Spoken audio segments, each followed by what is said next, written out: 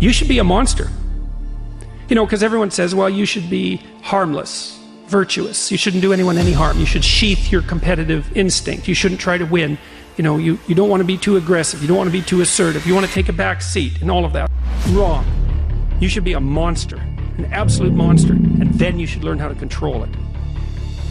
If you put yourself in a new situation, then new genes code for new proteins and build new neural structures and new nervous system structures. Same thing happens to some degree when you work out, right? Because your muscles are responding to the load, but your nervous system does that too. So you imagine that there's a lot of potential you locked in your genetic code. And then if you put yourself in a new situation, then the stress, that's the situational stress that's produced by that particular situation, unlocks those genes and then builds new parts of you. So that's very cool, because who knows how much there is locked inside of you. The best men that I've ever met are very dangerous men. You don't mess with them. A harmless man is not a good man. A good man is a very, very dangerous man who has that under voluntary control.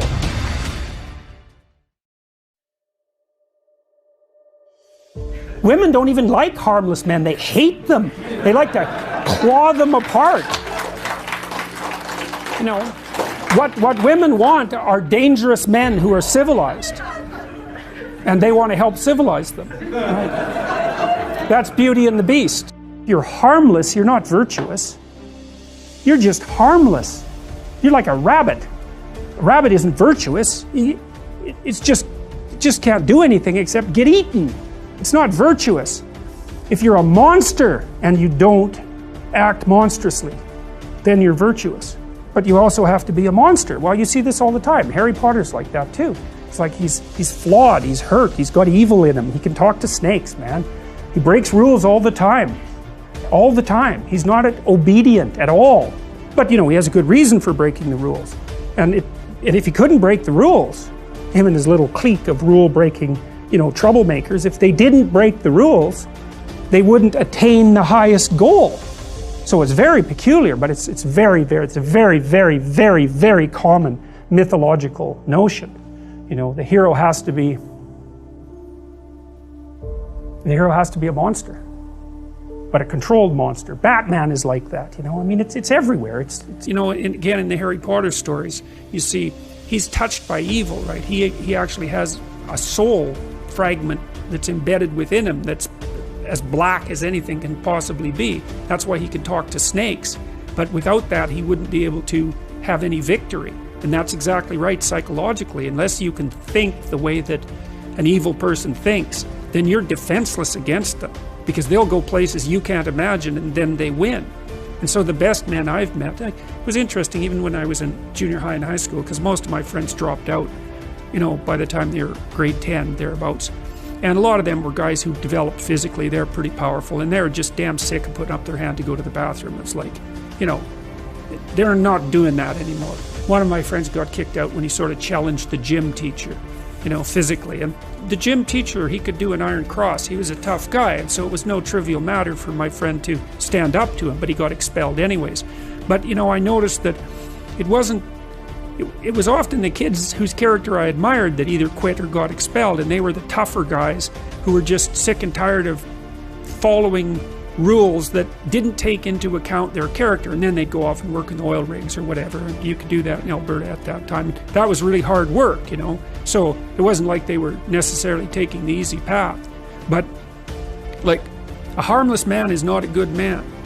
A good man is a very, very dangerous man who has that under voluntary control. Like one of the central female stories, let's say, if the hero archetype is the central male story, there are variants of hero archetypes that are relevant to women, and one of them is Beauty and the Beast.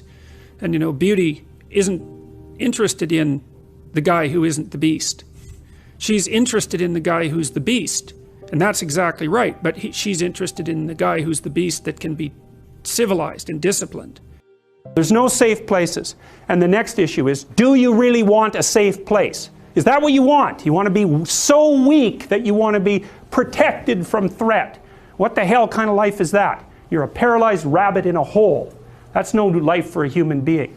You should be confronting danger and the unknown and malevolence, because, and the reason for that too is this is the weird paradox. This is, and I believe this is the paradox, first of all, that was discovered in part by Buddha, but also laid forth very clearly in Christianity, which is that the solution to the problem of tragedy and malevolence is the willingness to face them. Now, who the hell would ever guess that? It's a completely paradoxical suggestion. Is that, well, why does it work? Well, because the more you confront the two of them, the more you grow. And maybe you can grow so that you're actually larger than the chaos and malevolence itself. And you think, well, what's the evidence for that? And that's easy. That's what people do. That is how we learn. Like every time you expose your child to something new, a playground, what are they exposed to? Chaos and malevolence. Now, there's more to it than that, obviously, because kids play and they promote each other and they form friendships and all of that. But in the playground itself, there is the complexity of the social structure and the malevolence of the bully. It's right there. And you throw your kid in there and you say, adapt, and they do. Okay, so they can do it at a small scale. It's not trivial. The playground's a complicated place. The kid can adapt. Well, how much can you scale that up? Can you scale that up to from the chaos and order and malevolence of the playground to chaos and order and malevolence itself? Well, that's the question. Well, I don't think there's any reason to answer that in the negative. So, because we don't know the full extent of a human being. And it is the problem that's worked out. So, in the Buddha story, for example, what happens after, so Buddha's world collapses in the same way that Adam and Eve's world collapses. It's a consequence of repetitive exposure to mortality and death. What happens to Buddha is he realizes that the little protected city that his father made for him, the walled garden, it's exactly the same motif that's in this Adam and Eve story, it's fatally flawed. That kind of protection cannot exist, and he discovers that in pieces, right? Which is exactly what happens to children, is that they go out, they discover a limit, they run back. And the parents can help them with the limit. They run out, they discover a limit, they run back. But at some point they run out, they discover a limit, they run back, and the parents have nothing to say to them. Because they've hit the same limit that the parents hit. Which is like, well, what are you going to do with your life? How are you going to operate in this archetypal universe? Well, your parents can only say, well, they can say you identify with the proper archetypal figures. They do that, they at least act that out for you, but at some point it's a problem that they cannot solve for you without making you weaker. Now, you can tell, I think one of the best, there's two pathways to the development of the shadow, and they're tightly allied with one another. The fundamental pathway is truth, and that's to face the bitter truth about yourself. But to break that down more particularly, you might think about that as the capacity to observe your own resentment. You're going to be resentful and bitter in many situations because you don't get what you want. And if you watch that resentment and bitterness, you'll see that it produces fantasies that can be unbelievably dark. And that can be very frightening, and you might not want to admit to yourself that you're actually capable of having fantasies like that, or impulses like that, or aggressive feelings like that. But the thing is that if those aggressive feelings and impulses and fantasies are integrated into your character, it's like you're opening up a dialogue with a part of yourself that can be very forceful and strong and dangerous. And it's really useful to be dangerous, because if you can be dangerous, you often don't have to be. And it's often weak people. For example, it's weak men, generally speaking, who rape. You know, that's a very, very common occurrence, and that's a violent act, but it's born out of weakness, not out of strength, that's for sure. And so, anyways, you attend to your resentment honestly, and you observe yourself and what you're actually like. You got to pay attention as if you don't know yourself, as if you might harbor hidden devils.